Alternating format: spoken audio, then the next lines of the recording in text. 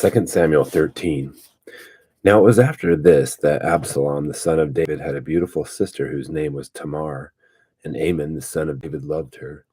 And Amon was so frustrated because of his sister Tamar that he made himself ill, for she was a virgin. And it seemed hard to Amon to do anything to her. But Amon had a friend whose name was Jonadab, the son of Shemiah, David's brother. And Jonadab was a very shrewd man. And he said to him, O son of the king, why are you so depressed morning after morning? Will you not tell me? Then Amon said to him, I am in love with Tamar, the sister of my brother Absalom. Jonadab then said to him, Lie down on your bed and pretend to be ill.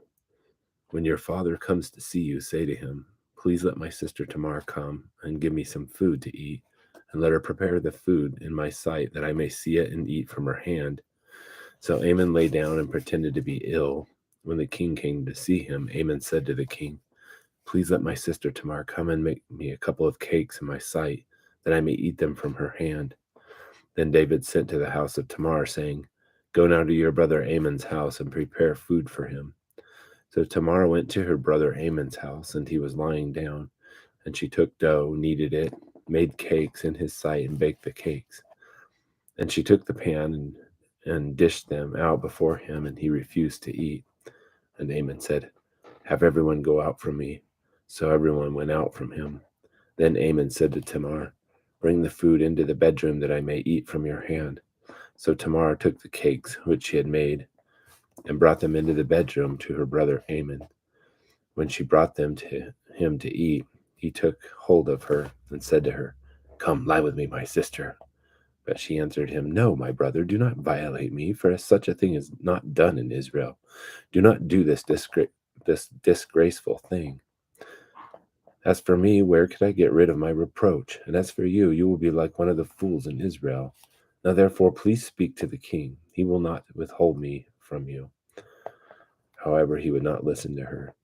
Since he was stronger than she, he violated her and lay with her. Then Amnon hated her with a very great hatred, for the hatred with which he hated her was greater than the love with which he had loved her. And Amnon said to her, Get up, go away. But she said to him, No, because this wrong is sending me away is greater than the other that you have done to me. Yet he would not listen to her. And then he called his young man who attended him and said, Now throw this woman out of my presence and lock the door behind her. Now she had on a long-sleeved garment, for in this manner the virgin daughters of the king dressed themselves in robes. Then his attendant took her out and locked the door behind her. And Tamar put ashes on her head and tore her long-sleeved garment, which was on her, and she put her hand on her head and went away, crying aloud as she went. Then Absalom, her brother, said to her, Has Amnon your brother been with you? But now keep silent, my sister. He is your brother. Do not take this matter to heart. So Tamar remained and was desolate in her brother Absalom's house. Now when King David heard of all these matters, he was very angry. But Absalom did not speak to Amnon, either good or bad, for Absalom hated Amnon because he had violated his sister Tamar.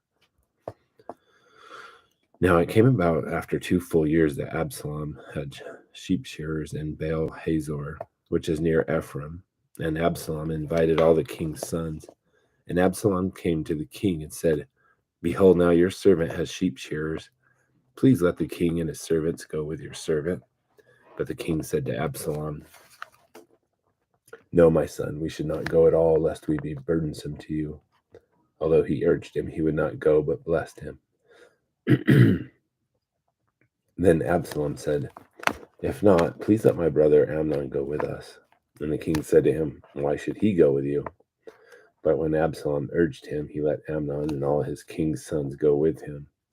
And Absalom commanded his servant, saying, See now, when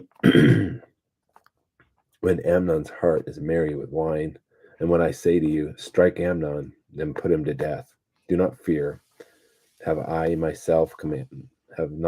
myself commanded you? Be courageous and valiant.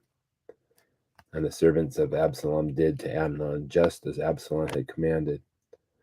Then all the king's sons arose, and each mounted his mule and fled. Now it was a while they were on their way that the report came to David, saying, Absalom has struck down all the king's sons, and not one of them is left.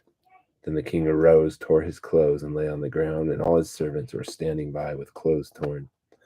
And Jonadab, the son of Shemiah, David's brother, responded, Do not let my lord suppose they have put to death all the young men, the king's sons, for Amnon alone is dead, because by the intent of Absalom this has been determined since the day that he violated his sister Tamar. Now therefore do not let my lord the king take the report to heart, namely, all the king's sons are dead, for only Amnon is dead. Now Absalom had fled, and the young man who was the watchman raised his eyes and looked. And behold, many people were coming from the road behind him by the side of the mountain. And Jonadab said to the king, Behold, the king's sons have come according to your servant's word. So it happened. And it came about as soon as he had finished speaking that, behold, the king's sons came and lifted their voices and wept. And also the king and all his servants wept bitterly. Now Absalom fled and went to Talmai, the son of Amminahud, the king of Geshur, and David mourned for his son every day. So Absalom had fled and gone to Geshur, and was there for 3 years. And the heart of King David longed to go out to Absalom, for he was comforted concerning Amnon, since he was dead.